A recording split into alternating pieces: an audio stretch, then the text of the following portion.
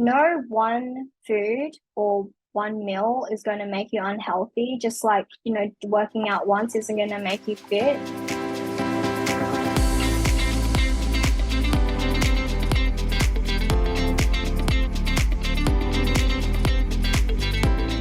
What's up, my little love buckets? Welcome back to another episode of the JD Remedy. Thank you so much for tuning in this week. I have a very, very special episode today. I will be joined by Yana. She is a health and fitness coach online. However, she specializes in your relationships with food, the mindset behind that, and just helping girls overcome any eating habits that they don't want to make sure that they feel their absolute best. So I just wanted to give a little warning, a light warning before this episode. We are speaking about disordered eating habits, anything in relation to perhaps your relationship with food. There may be some topics in this episode that can come across a little bit triggering for you. So I just wanted to give you a heads up, but please know if this does trigger anything for you, myself and definitely Yana are here to support you. So if there's anything that makes you feel unsettling toward the end of the episode, or you need help with us in general, please reach out. You are not in this alone. If you have any further questions from this episode, we definitely recommend reaching out. We want to take the taboo away from this episode, and we want to make sure that everybody feels comfortable coming forward and speaking about this. You are not going through it alone. So just wanted to give that little update before I press play on this episode, but I really hope you enjoy. Bye. All right, guys, welcome back to today's episode. I am joined today by the beautiful Yana. How are you, my beautiful girl? I'm good. Very, very excited. Just so excited to be here and to be able to talk to you today. I'm so happy that you're here as well, babe. And we're going to celebrate for you because this is actually a bucket list item for Yana. She has such a beautiful message to share today, and we get to listen to all of your wisdom today. So thank you for being here. I always laugh when people say wisdom, because it feels so when I'm young, I'm like, is it wisdom? But I realize, people go through different things. So we're wise beyond your years. Just share it. Exactly. You are wise beyond your years, I promise. Now tell the listeners a bit about what you do in your business. So I am, I guess my label, if you had to call it, is like an online health and fitness coach for women. But the undercurrent for what I do is more so mindset around food, relationship with their bodies, and their relationship to themselves ultimately. So that's a lot of the work that I'm passionate in doing. And it's how do you put a label on that, because it's everything, but that sort of sums it up. Just I have women coming to me who want to lose weight or want to just feel better in their bodies, and usually we just go a lot deeper, because that's the work that needs to be done. It's always that core stuff that's going on that we're not really aware of until we get a coach or some sort of help and someone to help us. So the stuff that you're doing is super important, especially with this topic, and especially for girls. It's super important, and I'm really honored that you're here today because I know it's going to help. What kind of interested you in the first place to get into this topic? So I think it was 2018. I just graduated high school, and I'd actually year 12 ball. Everyone's I think it was just so normal for all the girls around me at that point to be dieting and being oh, I have to fit into my ball dresses. So I kind of got caught up in that. And that was my first thing. It was very unhealthy the way I did it. I lost 10 kilos in 3 months. And I don't weigh much, right? I'm 50 kilos, comfortably. And so that was I went from 55 down to 45 in such a short amount of time, just to fit into my ball dress. And then I think once you get into that, it's not a switch that you can flip off. You kind of just I'm done dieting now, because it's almost a vicious cycle where you get into it. So I kind of did that and was on my own for 2 years. And when lockdown hit, it was pretty bad because, like, you know, at least if you are able to go out, you can find other distractions, like, with food and exercise. Like, if you're at home, those are the only sort of things you can distract yourself with. Like, I didn't have friends. Like, I was also studying like a lot because I was in medicine at the time. So it was like everything that I had before lockdowns, I kind of lost that during lockdowns. And so food and body became like my obsession. So this was like end of 2019 going into 2020. And yeah, during that time it was just like, honestly, I can't even remember it because it was so, I think my mind blocks it out, like all the details, but definitely it was not a good time for me. But something like, I think I saw on Instagram like this advert of like this online coaching program, right? And I had like, I think up until that point I didn't really see that sort of thing on Instagram. Like, you saw obviously with the influencers and everyone like selling their programs or their diets, and like I was just, I never bought into those things because I'm a massive researcher. So like I would spend hours just Googling like what's the best diet, or like what's like the best workout to lose fat, and like that sort of thing. So I thought I had like my thing going on, and I was like very strict with my routine at that point. But then when I saw this thing online, it was like, do you struggle with, like binge eating, and then listed all of the things that I did struggle with that time, like not feeling confident in my body, or like, do you struggle with losing the last 5 kilos? And like at that point, it was just a little bit crazy because I was already 45, and I was like still wanting to lose more. And I couldn't get past the 45 kilo mark because I think there's just a natural weight below which like your body just doesn't, like, it doesn't want to go unless it's like absolutely forced to. So it was like oh, why can't I lose more weight? And so just being even more like restrictive and stuff like with my diet. So when I saw this coaching program online, I like jumped up. Yeah, I pretty much jumped in. It was like, I think $500 at the time for like 2 weeks worth of support. So like at the time I didn't know much. So I thought this was like an absolute steal because I thought it was like going to be, personalized. I was going to be fixed after the 2 weeks. And so that's what sort of sparked it. And then after that, I kind of was like, I think after I got a taste of what it was like getting some help, I kind of got addicted to finding the next thing, or like the cure, right? I would say I have a very addictive personality in the sense where like I can get hooked onto things, like in some things, but then in like with games and stuff, I never got into them, or like I don't have habits, I guess, where I'm super addicted to them. But like with stuff to do with my routine or stuff, or like especially food, it's like very, I get very addicted and hooked onto one thing. So I actually signed up to like a personal trainer at my local gym when lockdowns ended because I was like, I need some help. And I realized that. And I was like, I probably don't know enough to help myself. So when I signed up, I told them, and I was very upfront with my struggles and like why I was reaching out to them. And it just felt like the entire time she had a plan for how to deal with girls who have like a history of, disordered eating. She was very intent on like increasing my calories. So at the time I was eating like 1,200 on good days, and like maybe like 800 or even 500 on the days where I feel like I didn't exercise enough or didn't move my body enough.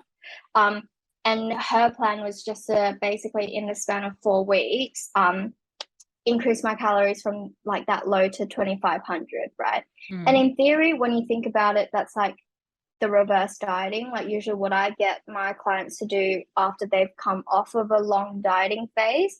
But like given my approach, she didn't like, well, given my history, her approach didn't take into account like I felt very uncomfortable with that, and I expressed it. I was like, I can't eat this much food. And she was just like, well, are you even trying? Like, what sort of foods are you eating? And I remember like one night I literally had a breakdown because I was coming home from uni. It was like 9 p.m. and I had eaten like 1,000 calories at that point in the day, which was like an achievement in my eyes at the Yeah. time, right? To even get to that and be okay with it. And then I got home and I was like, oh, how am I going to make up like the 1,500 calories? So I remember just sitting down and like having a meltdown on my kitchen floor whilst eating like ice cream sandwich in between like two cheese slices. I don't know. That was like my go-to, like if I needed to fill up my calories. But I was just like crying and forcing myself to stuff down like this food. And also like at the time, I think we were working on health goals as well. So like I didn't have my two servings of fruit that day. So whilst eating the ice cream and stuff, I was also force feeding like two punnets of strawberries Yeah. down, and I just felt so sick at that point. And I feel like we worked together for 3 months, and I gained like 15 kilos because, like, obviously going from very low calories straight up to like a really Mhm. high calorie, or even like what my maintenance calories are now, like without that like sort of transition period and actually like waiting for your body to adapt, it's very primed for fat gain and like Yeah. even weight gain in general. So I gained a lot. And I I remember telling her along the way, I was like, am I supposed to be gaining weight this fast? Or like or just even asking like why am I eating so much food? Why am I doing this and this? And she was just like, oh, because you just have to. Like you have Right. to eat more. You just have to eat more to get better. Yeah. Um, and so I think like I sort of knew something was wrong in my gut. I was just like, this doesn't Yeah. feel right. Like I don't feel like I didn't get the same level of care and support I did with my first coach. Even though she was halfway across the world and I only was with her for 2 weeks, she made me feel very understood, and she never forced me like she actually increased my calories from 800 to like 1,000, and then we got up to Gradual. 1,200 on some days, right? But then it was like 1,200 to Mhm. 2,500, and it was like I just didn't feel supported or heard. So I found another coach who actually traveled 40 minutes every day or every week to see, and he like he became very fixated on like the one thing that, well, one of the things I brought up, which was like I'm like I didn't have my period, and I didn't have it for 2 years at that Yeah. point because like after high Yeah. school it was just, I didn't get it back in those 2 years. So every session I just felt very uncomfortable because he kept asking me like, oh, have you gotten your period this week? Have you gotten your period this week? Right. um and like was almost like, oh, we might need to get you to eat more food, or like you have to stop doing this and this so you can get your period back. And I was like, felt very forced into a corner where like it seemed like at the time what I wanted to do versus what I knew I needed, which was getting my period back. But I wanted to just feel better in my skin Yeah. and like feeling better in my body. It felt like the messaging conflicted, or like Yeah. he was trying to force me to prioritize one above the other. Yeah. Um, and I think like, every coach will have that like sort of um you give them what they want, but then ultimately you also have to like push onto them what they need, or not push Yeah. onto them, but like, because we care about our clients and we want them to do the best. So sometimes it's like we give you a little bit of what you want, but ultimately like it has to be what you need, because otherwise it's not going to be sustainable. So I can see now that like his approach was very much, he knew I needed to get my period back, but it felt very like forced and like I didn't have a say in the Hmm. matter. Hmm. Because he was like just overriding, like, oh, it doesn't matter, like you want your period back, don't you, like and just like asking me that. So there's a little bit of like guilt tripping and stuff going on. So I left him within like a month because I saw him twice a week, I think. And every time just being like, did you get your period? Did you get your period? Mm. It was Too just much. too much. Um, so I sort of went off on my own and then like started I was like, I need to get this under control. So I actually went to therapy and like for a little bit, and then looked into just courses myself, and then that's how I got started in this thing. And it's funny because at the time I was studying full time, I like medicine, like 6 months out from graduating, actually, and like working in the hospital, and then I just quit and I was like, I'm gonna do this because like clearly there's not enough people out there who know how, like, or maybe it was just my experience, but I don't know. It seems pretty dodgy that like all of the people that I had experienced so far was just like, it made me feel like that. So You're I making was me just like, teary. Like it's so oh, powerful to listen to you speak about it. Sorry, carry on. no, that's okay. Sometimes I forget like how much I've actually gone through because like I was brought up in an environment where like you don't really talk about what you feel or like what struggles you're going through. You just I was the oldest, so I had to take care of my brother who's 5 years younger than me, and like it was very much other people's needs above my own, and like how can I not be a burden to other people? Yeah. So when I talk about this stuff, I'm just like, yeah, I went through that, but then I forget like how much it actually is. And yeah, like I think the biggest thing I'm working through right now is like not numbing myself, Good girl. because Yeah. I think, yeah, like when like if I allow myself to open up, I know like there's gonna be a lot of feelings. Oh, Sorry. No, just ignore me. This is not no, about me. that's okay. This is not about me. Yeah. Good for you. Keep No, going. that's okay. Yeah, like just opening myself up. Like I know there's a lot of emotions that I've buried and a lot of things that I'm still working through, like trauma and all of that. But there's that piece of resistance. Like I'm functional right now, so like Yes. why do I need to put myself through that? But it's sort of like me practicing what I preach to my girls. Like, if you want change and if you want something better, like you have to do what's uncomfortable, like to grow. You can't stay in your comfort zone and expect everything to be okay, right? Well, I think some people are okay with that sort of life. Like if you're happy, like with your life right now, there's absolutely no need to change. But I knew that like blocks in my business and even like with how I was approaching certain relationships and stuff, like that all stemmed back from those Yeah. issues. And so like I need to address this because I'm not happy with how things are going and I need to change in order to change. Yeah. Okay. Thank you so much for sharing all of that. You got me good. Mm. It's always the hardest times that we've gone through ourselves that makes us want to be that support or change for other people. Mm. And you mentioned quite a bit that you sought help and you reached out to different coaches, you went to therapy. What was the turning point from you in the mindset of I need to keep losing weight, I'm not happy with myself, to then going, I need help? Like, what help were you looking for and why did you want to change it? What was that turning point for you? Hmm. I think a distinct moment was like I I went to the doctor's office one day, and she like because I saw this doctor pretty regularly before COVID, and so it was my first appointment back post COVID with her because I had a whole range of health issues and she knew at that point. But I think the lockdown in WA was only 4 months. I think it was like it was very short, so not a like large amount of time. And like how I mentioned, I kind of yo-yoed like in the 2 years that I was went after I graduated high school and ended lockdown. I yo-yoed a lot between like the 45 and 55, just Mm-hmm. because that's the general pattern that most people get stuck in, is like they lose the weight and then because of what they did it's not sustainable, they go Yeah. back and then like it just goes.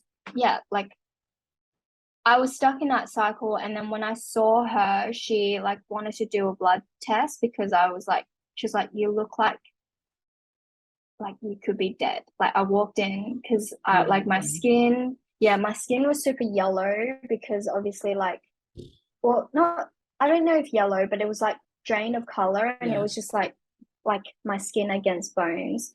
And like I had no energy throughout the day. Like I was like, I can like maybe stay awake for 1 hour at most, right? Like I'll do like some uni work or something, and then I'll need to sleep for the rest of the day. And then at the time I was also self-medicating a little bit with alcohol and some other stuff. And it's just like, she saw me and she was like, you look like you could honestly be dead. And in a caring way, of course. It wasn't like you look dead. But she asked to do like a blood test for me just to check that, you know, things were at least still functioning well. And my iron had actually dropped like to really, really dangerous levels, like low levels. And she was like, no wonder you can't stay awake and everything. And she was like, if you continue doing this, Yana, like you could die in the next 6 to 12 months. Like your body's shutting down, right? Because at that point I think I got to like I had consistently kept the weight off for maybe 6 months, but it was like I was always trying to do more. So even though like my weight wasn't dropping, I was losing like my muscle. And like I had pictures where like my arms, I can't even believe how small they were, and like just like how gaunt I was. So she was just like, yeah, this is like not like, if you want to live and, you know, continue having a life, essentially, like you need, like something needs to change. And it was funny because like I have a thing with authority. I think maybe it came from my parents, but like if they tell me something that I know is right but I don't want to hear, I'll like avoid talking to them, right? So I didn't see that doctor for another year because I was just like, I don't like what I heard. I was like, I don't want to hear that. Was she the first person that actually confronted you about your weight as well? Yeah. Because my family, like being a typical sort of Asian family, it was very like oh, you're so pretty now that you've lost weight, or like, oh, I like, can you teach me what you did so I can look like you? I'm like, oh, like, you know, my daughter needs to, like, your cousin needs to lose some weight. Can you share your secrets? And it was a very triggering environment for me to be in. Like, I think that's what I think drove me to continue to be in that cycle. And the whole time I knew like this is not healthy for me. Like I know this is not what normal people do, and this is not okay. But it's like every time someone praises you, right, or if they like compliment you, you get that hit of dopamine, and then you're like, oh, like what I'm doing is working. This is good. So it was a constant battle. So when after I left the practice, I knew what she had said was right, but I was like, I'm not gonna do what she said, right? But then it was like sort of these opportunities came up where like I can't even remember. I think I saw like adverts about these things, and then like I reached out to the local PT, and then that was a big turning point, because for me it was never about money, really, like not reaching out to a coach. It was like more so I could do it myself, and like being really like taking pride in the fact that, you know, I'm such a high achiever and I can like research, and I've always done things on my own. So why do I need other people's help? But then when I thought I had gotten it under control, because I was like, well, I'm not losing weight anyway, so this must be my healthy normal. And then having that said to me, I was just like, okay, maybe I don't know everything after all. And also that the not liking authority and being told what to do, you just kind of push everyone else's opinion to the side because you're like, I've got this. I don't need you guys. Yeah. But really, you were very unhealthy. Yeah. Because I was like, if my body was actually shutting down, and if I was actually like not healthy, then I would be losing more weight than I am now, which is a very toxic mindset to have, because sometimes like your body just, even though it doesn't lose weight, it's like struggling behind, you know. And then I think it gets to that point, and I've like looked at case studies and even looking at like when I was studying like disordered eating and that sort of thing, like usually it'll be stagnant for a while, but then when it does start to drop, that's like when you're in the like real red zone. That's like when it becomes really dangerous because your body is fighting like constantly to keep you alive. Yeah. So like even when you put it through stuff like that, it's going to do every like it will shut down every other non-essential thing like muscles and like all Yeah. of these things to keep your organs functioning, which is why on the surface, like if you look at just the data, which is like, you know, your weight or like your health markers, or I think your health markers will suffer, but like mainly your weight, um, it doesn't seem to be moving, right? But then you get that like after that period where it plateaus, quote unquote, it starts to drop really drastically. And I think that's what they see in like anorexic patients as Yeah. well. Which is why it was really dangerous because it was like if I had continued pushing through, thank goodness I was still in that plateau bit because I don't even know like what I would have done or how I could have gotten myself out of the red zone like Mm. without help. You know, like so seeing the doctor at that point, it was like pretty much the turning point where I realized that this was not okay. Yeah. Um, yeah. And it's probably really important to talk about because I know you mentioned a doctor had literally said to you, you're going to die if you keep going like this. But you had the mindset, like, I'm not losing weight, I'm okay. Did Mm. you ever get to the point where,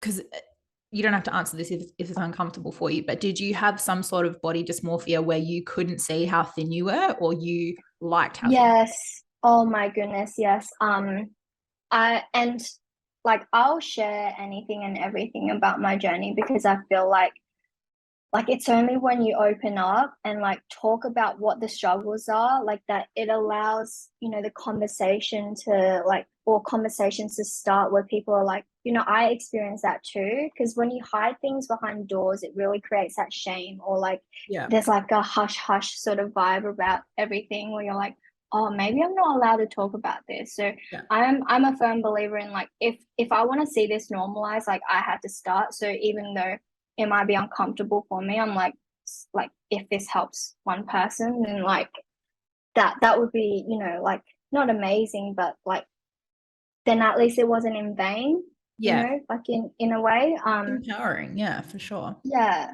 So I actually forgot the original Body question. just like, did you have body dysmorphia? Oh, yes, yeah. So it was crazy because I used to take videos every morning and night to make sure that I didn't look puffier by the end of the day, right? Or like after doing an exercise, I knew I wouldn't be able to see results straight away, but I was just like, I wonder if this is doing anything. So I'd take like videos first thing in the morning, first thing at night, or first thing like right before bed, like before a workout, after a workout, and sometimes I'd be working out like twice a day, so it'd be like a lot of videos. I actually got rid of that phone.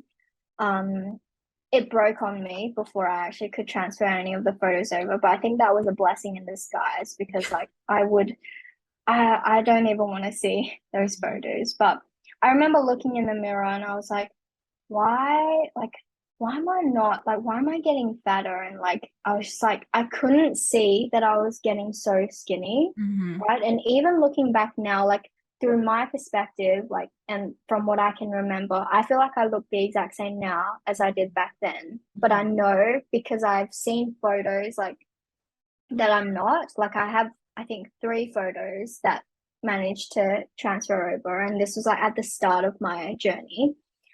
And I was just like, oh, I actually look so different. Like, And you couldn't see it at the time. no, at the Mm, time I crazy. was like, why is nothing working? And like, because even when the weight was dropping, or so like before my weight started to plateau, it was dropping quite rapidly. But I was like, nothing is changing. Like, what? Like, even though I'm losing weight, it's not like I don't look any different. Mm.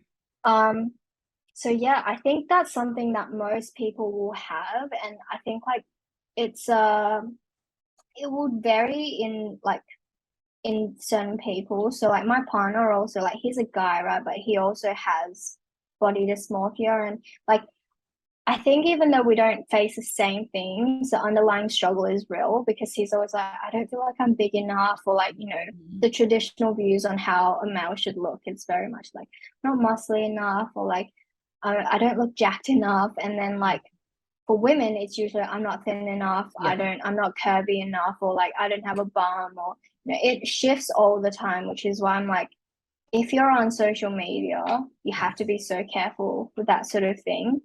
Um, and I'm actually liking how recently there's been more of a movement towards like showing the real side, not just Yeah. the flexed photos and everything. So I think that's helped. But yeah, I definitely had body dysmorphia. And looking back, I'm like,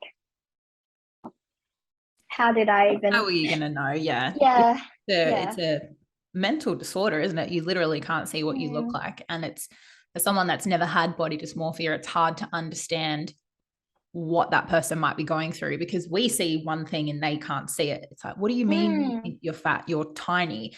But it's you can't just say that because they can't see it, mm, right? And for some of the girls listening, if they resonated with anything you just said, maybe they mm, are pretty healthy right now, but they keep wanting to lose weight. They can't see what everybody else sees. They can't appreciate how beautiful they are right now or the way that they look. They look super healthy and fit.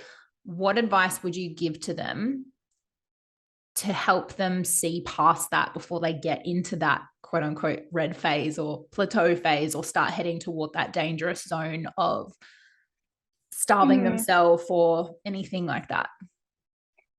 Well, I can only really share from my experience, and like what sort of got through to me a lot was like your body is the least interesting thing about you, right? Like I've gone through experiences where I was super, super skinny and like I was starving myself and feeling super sick because of it. And I've also been where I am now in a healthier body.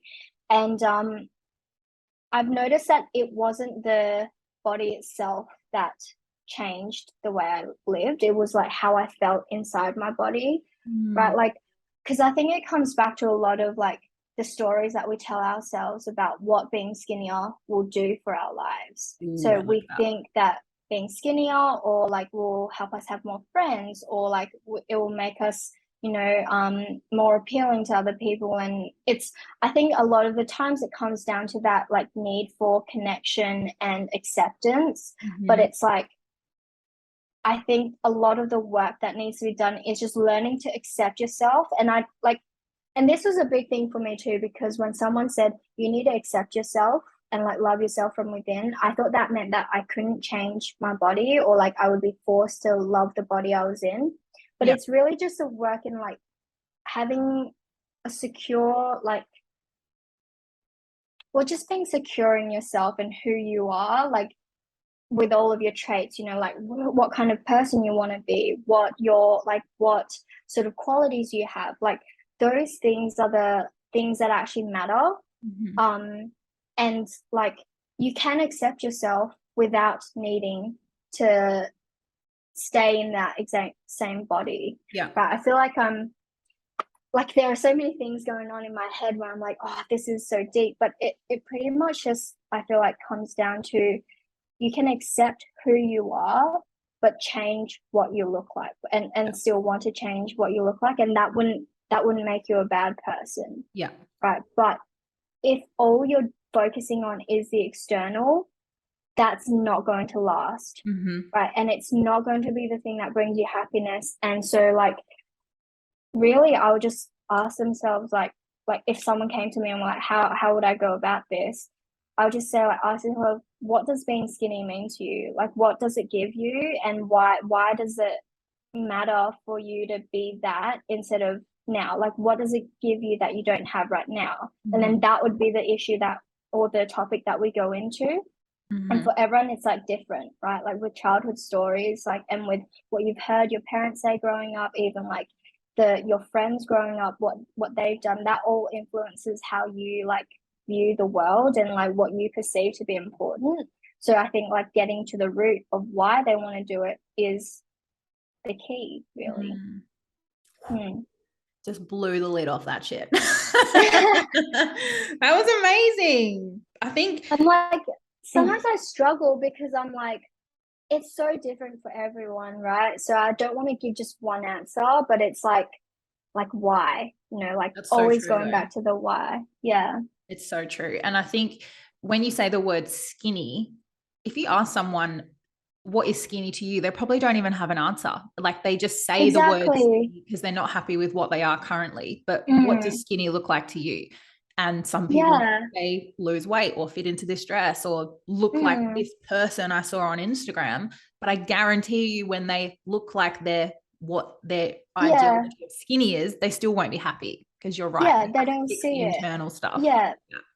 And most of the times, like at least with the women that I've worked with, it's like they have been at that point where they were quote unquote skinny. And I asked them, I'm like, well, when you were in that body, did you feel skinny? Mm-hmm. And they're like, no. Right. But right now, their goal is to get back to being skinny. And they're like, oh, I want to get back to how I was at this age. And I was like, when I was really skinny. And I was like, well, when you were at that age and you were that skinny, did you feel good enough in your body? Yeah. Like, did you still want to change it?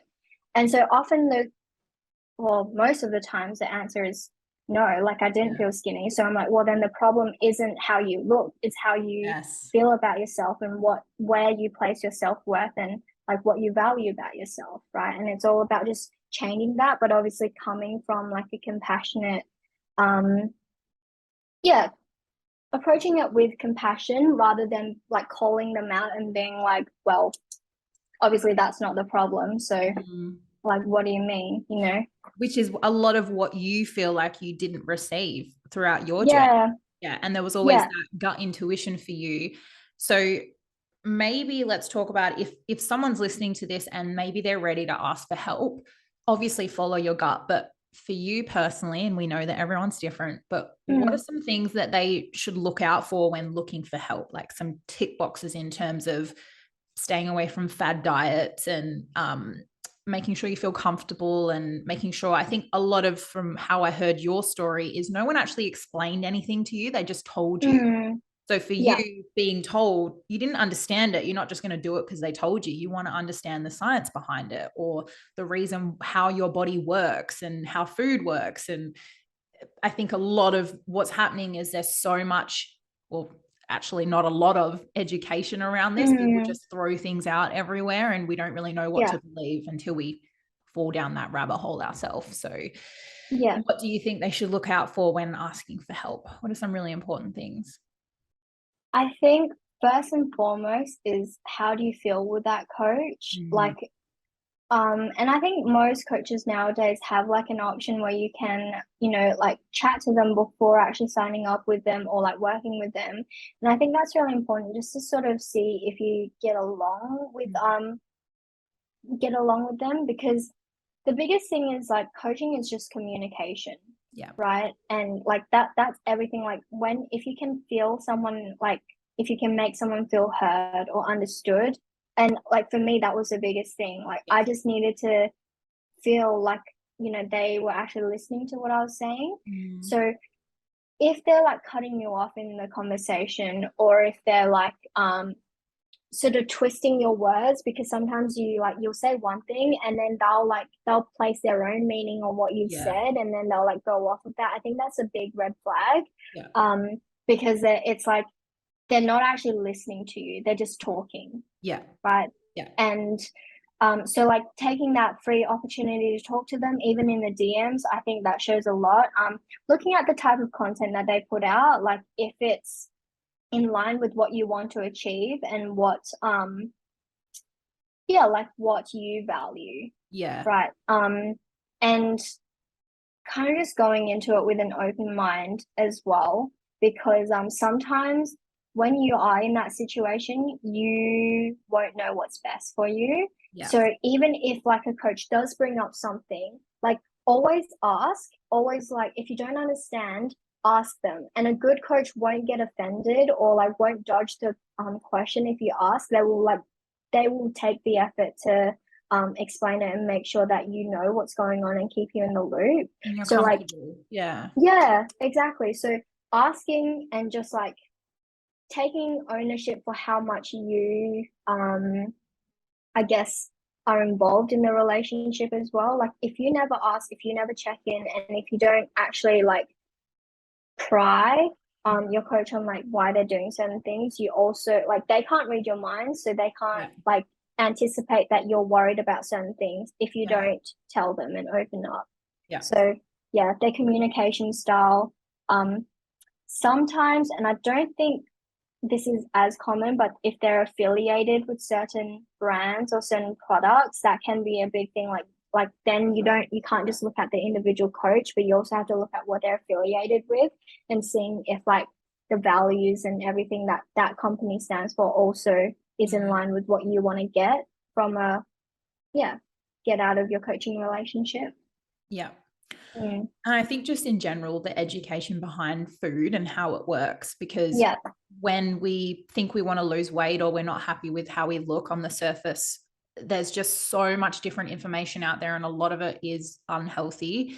And our go-to is normally eliminate carbs or eat less, and it's not always a healthy option. So make sure the coach that you're speaking to or where you're getting your information is a reliable source. And I would probably feel better being coached by someone that knows about food and, you know, calories, because calorie tracking and calorie intake is thrown around. And if you do not know anything in that area and what is healthy, and every single person has different calorie intakes, by the way, you don't know anything in that area, that's where it gets really toxic and unhealthy for you. So make sure they're educated around it. 100%. And on the topic of education though, it's an interesting one because it's come up quite a lot recently, like with just the people I follow, but talking about like qualifications and experience. And I actually feel like I have a different perspective on it, like where the amount of qualifications that a coach has isn't actually going to like prove to you that they're able to work with you, right? Like I think it's hard because in the online space, anything can be like twisted to show like a certain result or a certain outcome, you know. So just looking at qualifications alone isn't it. And if someone is really struggling and you're looking for help, like don't jump into a coaching relationship straight away. And that's a big thing, because most people are like, oh, if you need help, like hire a coach. But I actually think you need to sort of follow a coach for a little while, like especially on their stories. Get to know right? them. Like, and in my opinion, a good coach who cares about you will put in the effort to put more educational stuff or like give you stuff without expecting something in return. So I know there's a lot of talk and like a lot of, I guess, boundaries that a coach needs to put in, especially if their work is mainly online. But I think like the value that coaches bring to the table isn't what they know, but it's how they're able to get you from where you are to where you want to be, right? Because everything you need to know is out there on the internet, but it's their experience and their ability to handle humans and like their emotional intelligence and how they deal with you specifically, that's like more important than what they've studied or you know, that sort of thing. So I think it's so true. One of my business values is compassion, and I think working with someone that makes you feel heard and makes you feel comfortable and you align with the values would be far more important than obviously what they know is important. But you want to make sure that you feel, because you said one of your biggest things was making sure that you can ask a lot of questions, and to be asking a lot of questions, you need to feel comfortable and trust your coach, because if that's not there, then you're going to feel quite reserved and not forward. So trust the process.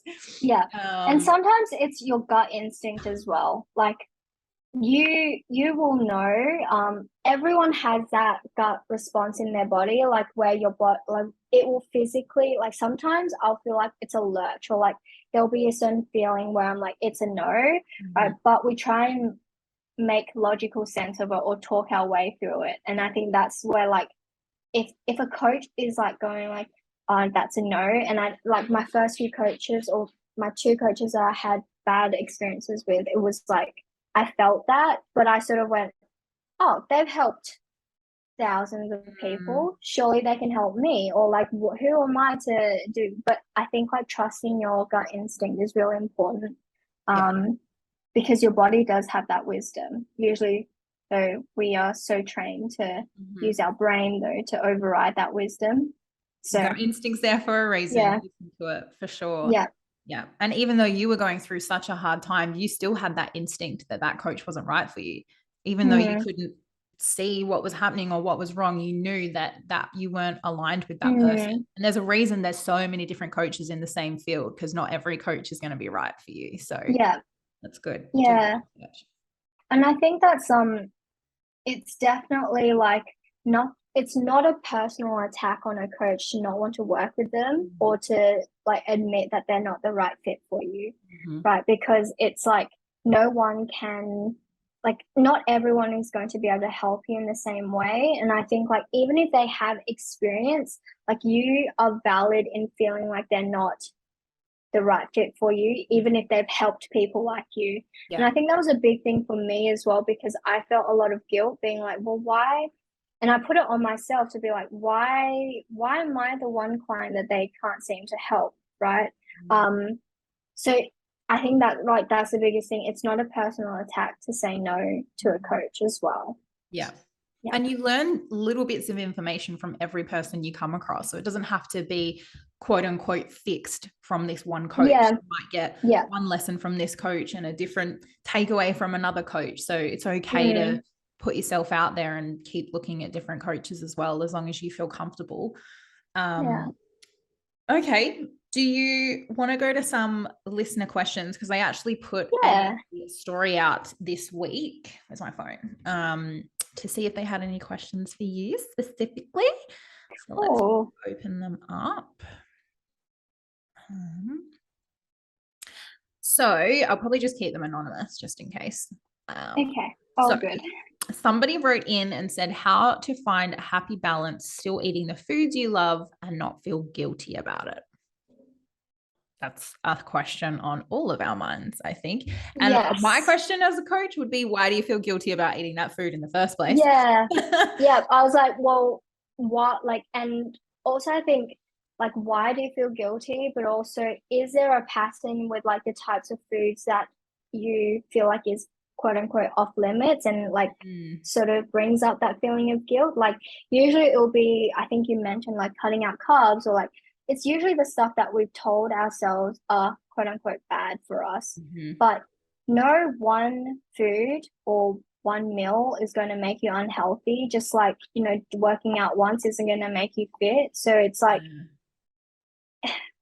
it kind of is just, how do you stop feeling guilty? You just stop yourself from feeling guilty. Like when you can feel yourself starting to like beat yourself up and like have that internal dialogue, like, oh, I shouldn't be having this, you just have to cut it off, Mhm, right? You have to be like, refuse to let that thought come through. And it mhm, takes practice, because sometimes it will feel like you're arguing with yourself like internally, but mhm. that's really just the most straightforward answer. Obviously it goes a lot deeper Yeah. than that, like, and there are certain practices like around shifting your mindset around food and like attacking, well, why do we think it's bad for us, and Yes. is that the actual truth, right? Like, and looking at, well, because usually as well, like with food rules, it's like societal, or it might be something that you've seen modeled with your mom or like with Mhm, others around you. So like going, is this a belief that I actually want to believe? Like, do I actually want to feel guilty eating this mhm, food? If no, and most of the times it's no, because you obviously enjoy that food, then mhm, it's like, how can we loosen that belief, right? mhm. Why is this not true? And finding all of the evidence to um support, I guess, our new belief, which is I can have this and still Mhm. be healthy and still be a good person and still, be Yeah, happy in my body. Yeah. that's so true. I think as a whole, relationship with food is exactly what you said. Where have you come up with this belief that it's bad for you?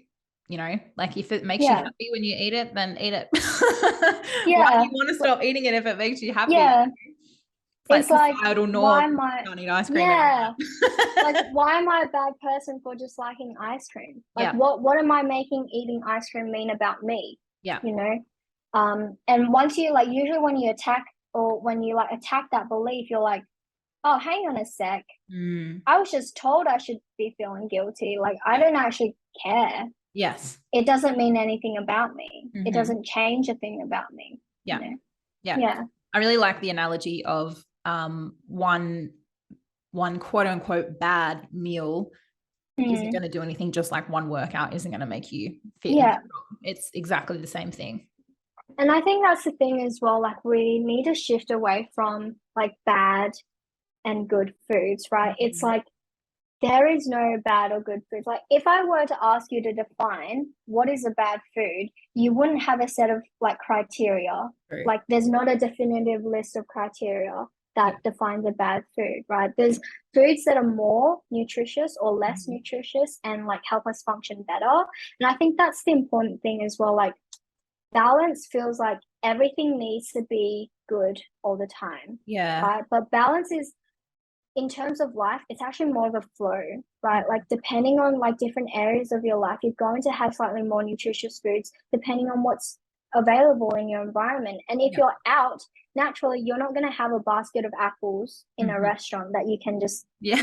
take, you know? Yeah. So it's like just understanding that life is never going to be one or the other. It's Mm-hmm. always like you're sliding up and down the spectrum. The most important thing is like you're taking care of your health overall, which falls outside of just that one meal that you're having out. Mm-hmm.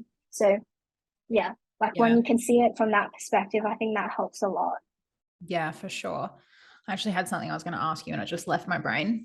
Um, I think especially as being females as well, you know, with our Yeah. menstrual cycle and Mm-hmm. things like that, I think I'm definitely learning to be a lot more gentle with myself in terms of what I eat at certain times of the month and whether I have energy to go work out. Like, we're human and we're females and we feel and crave different things at different times of the month. So just be gentle with yourself and try not to Yeah. let that guilt creep in, or don't put pressure on yourself because it's not going to do anything dramatic. Just be gentle. Yeah. Yeah, and something I work on with my clients is like setting what I call healthy boundaries. Mm-hmm. So it's like during those periods, like what are the things that I need to do in order to like keep my body happy, right?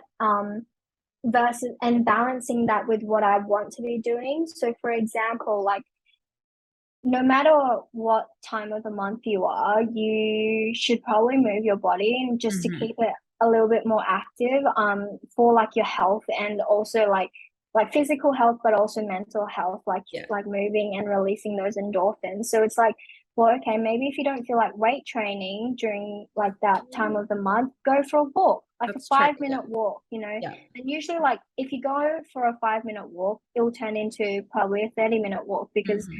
I don't think anyone will walk and then like get to the 5 minute mark and be like, yep, Turn around, go home. this is enough, right? Yeah. Because you get into it and you're like, oh, this is actually so nice. And Yeah. then also it helps you with the cramps and Yeah. that sort of thing. And Or yoga like, at home, whatever. yeah, stretching your body, like, and if moving your body looks like instead of laying on the couch, standing up and like going to get a glass of water and that's your True. exercise, like, True. you know, that could be something that you do. It's like all about taking little steps and understanding that our body will have different energy requirements throughout the month anyway. So Yeah. yeah. Yeah. Perfect. Okay, what other questions? This could open a whole can of worms, so I'll choose them carefully. We've got a lot of questions just about, is counting calories healthy? How do I track what I'm eating? Things like that. And I think depending on your mindset and where you're at and how healthy your relationship is with food, obviously you can elaborate on this, Yeah. but I think I've had moments where counting or tracking what I'm eating and counting calories has been really beneficial for me. But then I've also had moments where I've had to stop because it does more damage than good. And I think everybody has been on both sides as well. So is there anything you want to say about counting calories or any opinions on that topic without going too Yes. deep into it? Yeah. So first of all, I would ask like what defines as healthy for you? Like what makes something like any behavior healthy or unhealthy? Right? Like why is counting calories something that like works for some people but then is considered unhealthy for some others? Because I think we know within ourselves when a behavior is becoming toxic or quote unquote unhealthy, but by having an expert, calling myself an expert, but Good. by having someone like with it, like with authority in that space, like say, yes, this is healthy or yes, this is unhealthy definitively, I think it's just passing the responsibility from ourselves to be able to discern what's healthy for us. Like if someone else has said, no, that's not healthy, then we can be like, oh, then if I don't do this, then I'm inherently good. Right. Yeah. But I think we all have the ability to decide and to be able to differentiate when something is healthy because, like, no one's going to know better than you. If you're obsessing over food at 3 a.m. and like trying to track everything to the gram and you can't go out and eat and like enjoy a drink with your friends or something, that's probably not healthy, right? Like if you want to be doing something, but you feel like you're being forced because of some arbitrary rules that you've given yourself, that's what I would define as not healthy or not being the best for us mentally.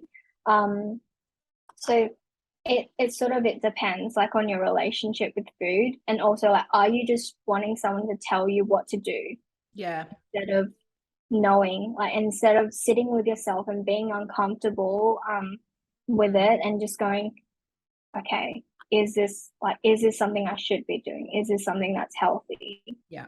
right? And And again, then follow once that you've actually feeling. reflected, Yeah. yeah, like and then once you've like allowed yourself to sit in that because sometimes it's uncomfortable to like call yourself out or to be like I know what I'm doing. Like my body knows best, right? Yeah. Like, and I have to trust my body, not some authority figure outside of myself to tell me what to do and what not to do, right? And so it's uncomfortable. But then after that, it's like, what actions are you going to do to back it up? Because you could also argue that if you've decided that tracking isn't healthy, but then you decide to ignore that, Yeah. does that make you better just because you've identified that it's unhealthy?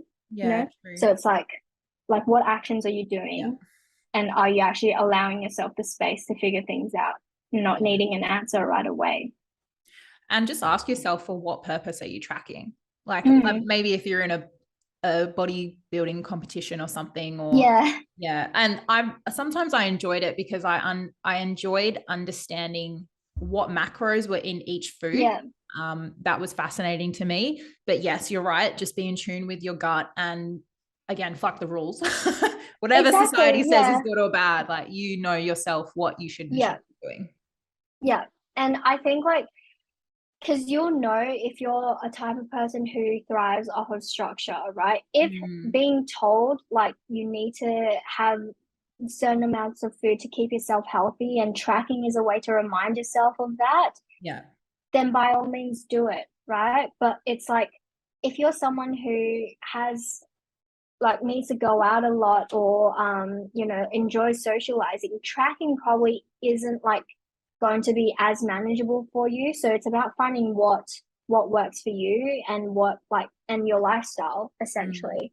Yeah. Yeah, because I think that for most people who aren't bodybuilding, tracking is just something that they need to do maybe like once in their life, like maybe for a year or so, just to understand the principle, like what does tracking give me? It gives me education on the foods that I'm Yes. eating, I'm putting Yeah. in my body.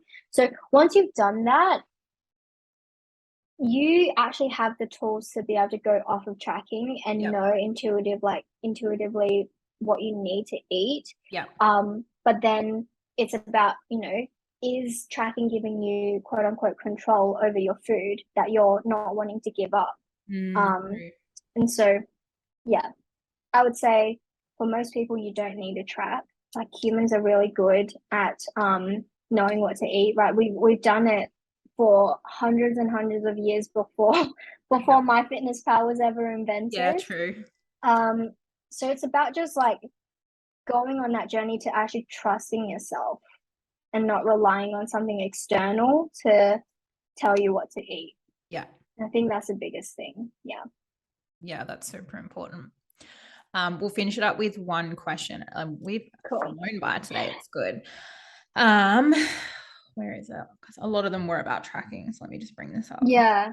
It's a big topic and very controversial for sure. Yes. Because everyone's like, tracking is so toxic. And then it's like, unless you like need the bodybuilders. unless you need to, probably don't go down that road. If you want to understand for like a week what you're eating, so you're eating the right things, and blah blah blah, it's all good. Otherwise, don't go down that rabbit hole. Okay, again, keep them anonymous. What is mindless eating? And I know this is probably a big one. This is where like the binging and stuff might come into it, but mindless eating, have you had any clients in your experience come through then? So I would say mindless eating is actually just eating for any other reason besides physical needs. So like if you're not hungry, and there are different types of eating, right? There's habitual eating, there's emotional eating, and there's where you're eating to feel your hunger. And I know some people have like differing opinions on this, but I feel like even emotional eating and habitual eating, like those two are mindless in the sense that you're not, because when we think about eating, it's to provide some sort of like physical need to our bodies. So like when we're eating out of habit or because we've had a really rough day at work, it's like we're not intentional about why we're eating. It's just something that's like automatic, or we reach for because it's like what we've always done. And so I would classify that as mindless eating, even though it is technically like you know what you're doing. So that can cover things like snacking or like boredom eating or stress eating, all of these things. And I think it's just like, I guess your intentions behind eating that comes, that's a big thing. Is like why are you actually eating? Right. And it doesn't have to be a bad thing, because eating can be social. Eating, like, you don't always have to be hungry to eat. And that's the biggest thing. Like, you don't need like a physical reason to eat, but are you aware of the reason? Yeah. Or is it something that you're using to distract yourself from like something else that's going on? Yeah. Right. And so I think that's the biggest thing with mindless eating, is like where that line is, it's going to be different for everyone. Yeah. It's interesting when you say habitual eating, is that more so like they have a snack after the gym, or they always eat on a Tuesday night for date night or something like along those terms? Yeah. So it's like going to the movies. If growing up, like every time you've gone to the movies, you've gone popcorn and ice cream, it's more likely that like when you do go, even if you don't feel like it, you'll find yourself checking out with like popcorn and ice cream, right? Or even like on like people who enjoy a glass of wine at night, like what might have started off as just like something that they did with their partners, it becomes like a ritual where every night for some reason they find themselves pouring a glass of wine. Right. Or like at 3 p.m. they're like, they've always had a snack or something on hand, and then like when they're at home, even though they're not hungry or they might have had a late lunch, it gets to that time and they're like, oh, maybe I should be having a snack, and you find yourself wandering to the kitchen. So yeah, I think that's like habitual eating is stuff that like is part of our routines. And it can even be stuff like if driving home from work, you always drive past KFC and you've always like maybe pulled in and gone something. When you go on a diet, you'll still find yourself like sometimes pulling in, and you'll be like ordering and you'll be like, how did I get here? like what am I doing here? I'm supposed to be on a diet, Yeah. So that's all so those true. Sorts of things.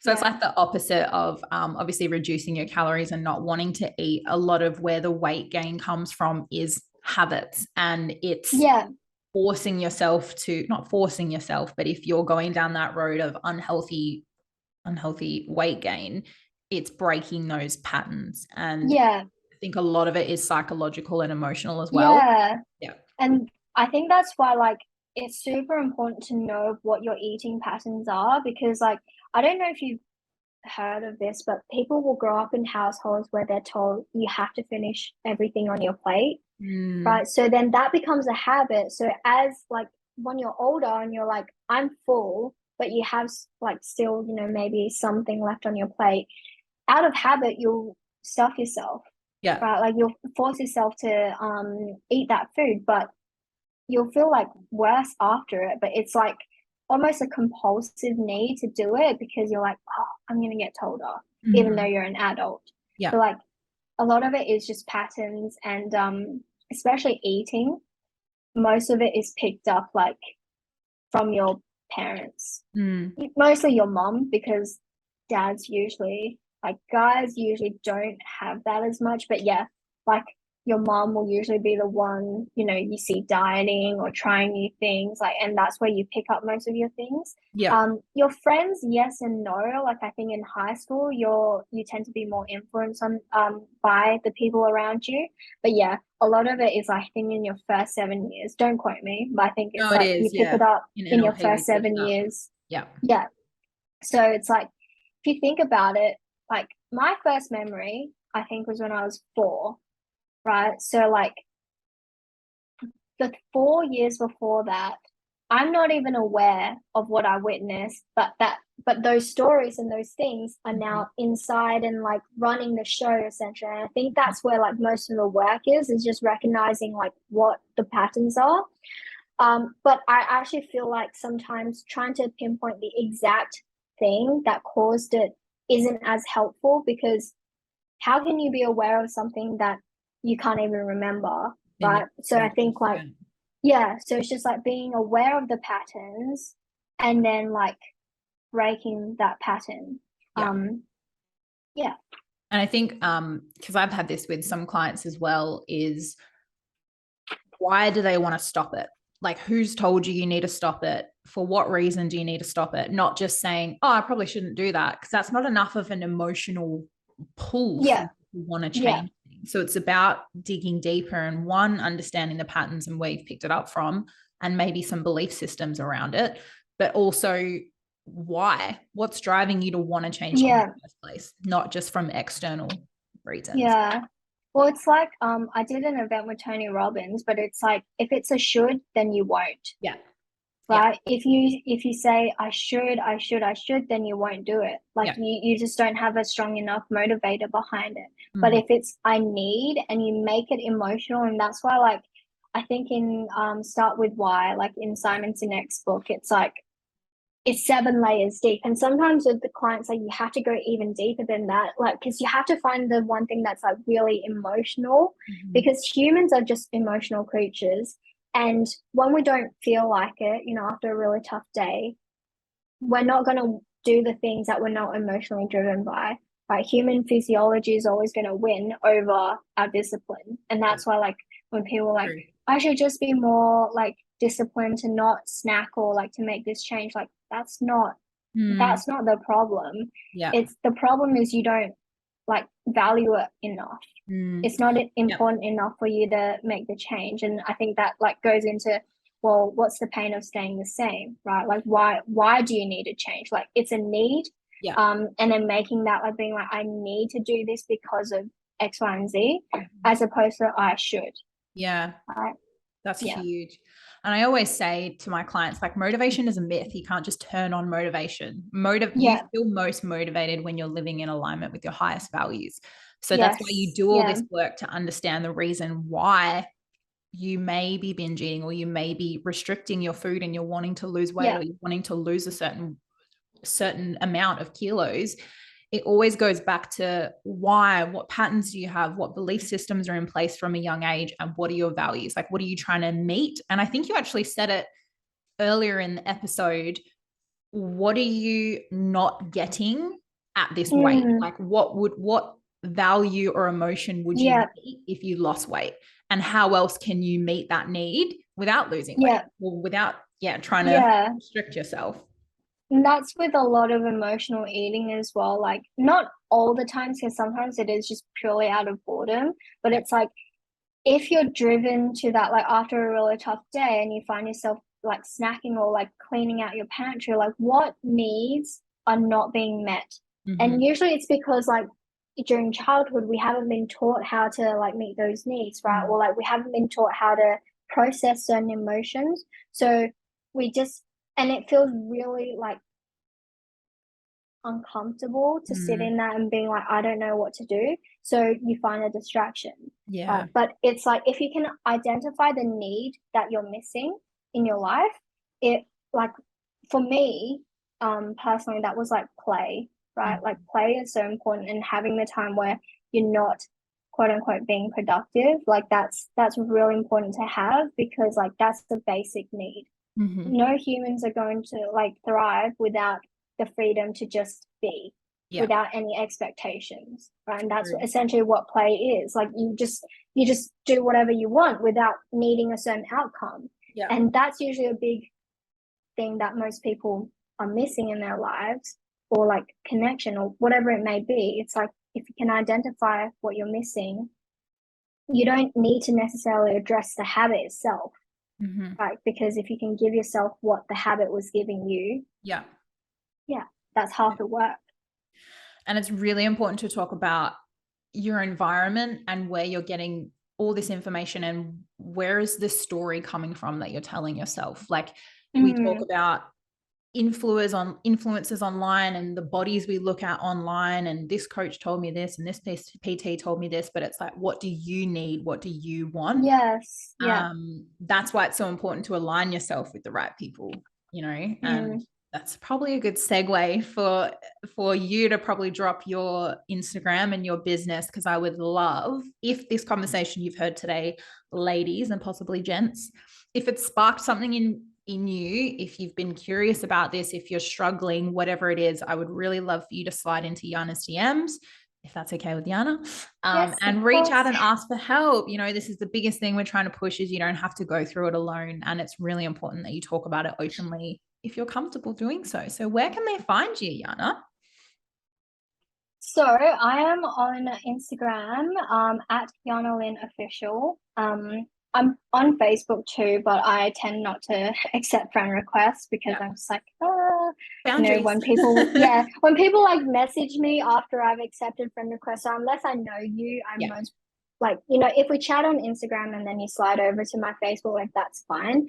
But yeah, so I'm on Instagram. I am running like a free masterclass this Saturday, the 27th of August. So that like goes into a lot of like my journey, and it's called like lose 10 kilos and keep it off, but it's really like it goes into all the behaviors and like everything, not just surface level Yeah. essentially. And that's free. And I'm running a giveaway inside of that. So That's yeah, that's exciting. amazing. Well, this episode will be out before Saturday, so we'll make sure head to her page. I'll link all of your stuff in the description of this episode. So definitely head over, register for the masterclass. I'm sure if you really resonated with Yana today, you'll love her masterclass, and it's free. We love free value, Yeah. so jump over and check it out. But I just want to say thank you so much for coming on the show today, babe. I have really appreciated just your authenticity and being very open with your story. I know so many girls listening are going to get so much value from today. So I just want to say thank you so much for coming on. Thank you for having me. Honestly, like this is a dream come true, and I'm just like kind of sad that it's over, but I think Oh, like even just you reaching out, this has just opened a door for me to like have the courage to even ask to be on other people's podcasts and like reach out to other people. And so just really want to thank you for this opportunity to spread the message. oh, babe, you're so welcome. It's such a good cause. But make sure, again, ladies, if you need any support, obviously I'm always here, but please reach out to Yana. And we hope you enjoyed today's episode.